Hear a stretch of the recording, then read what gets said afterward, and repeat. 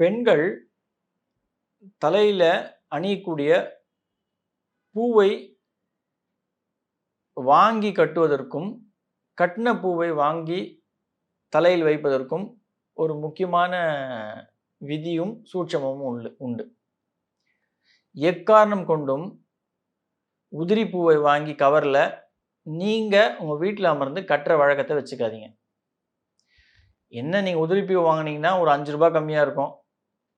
முழமா வாங்கி கட்டின பூவ நீங்க தலையில வச்சுக்கிறீங்க அப்படின்னும்போது, அது ஒரு ரூ. 10 ஜாஸ்தியா இருக்கும். இல்ல ஒரு ரூ. 5 ஜாஸ்தியா இருக்கும். எங்களுடைய ரிசர்ச் ஃபைண்டிங்ல நான் சொல்லக்கூடிய ஒரு முக்கியமான விதி என்ன அப்படின்னா, பெண்களுக்கு கணவன் பூ வாங்கி கொடுத்தாலும், இல்ல பெண்களே வாங்கி கொண்டாலும், இல்ல தன்னுடைய மகளுக்கு அ தன்னுடைய அப்பாவோ, தாயோ நீங்க வாங்குறீங்க அப்படின்ற பட்சத்தில, இல்ல தன்னுடைய மருமகளுக்கு மாமியார் வாங்கி கொடுத்தாலும், எக்காரணம் கொண்டும் உதிரி பூவ வாங்கி வீட்ல உட்காந்து, "நான் சும்மா தானே இருக்கேன்.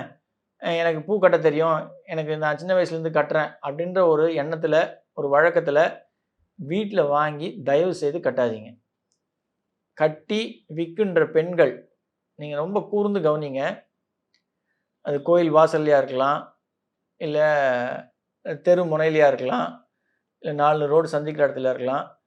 இந்த பூவை விக்கக்கூடிய பெண்கள் முக்காவாசி பேர் தன்னுடைய கணவனை இழந்து, அதாவது தன் தலையில் வைக்கொண்ட பூவை இழந்து, தன்னுடைய தாலிய இழந்து தான் இந்த விஷயத்த பண்ணுவாங்க. தயவுசெய்து அவர்கள் கையால் கட்டப்பட்ட பூவை வாங்கி, நீங்க உங்க தலையில வச்சுக்கங்க. அது பெரிய சுபிக்ஷம். அது ஒரு பெரிய ஐஸ்வர்யம்.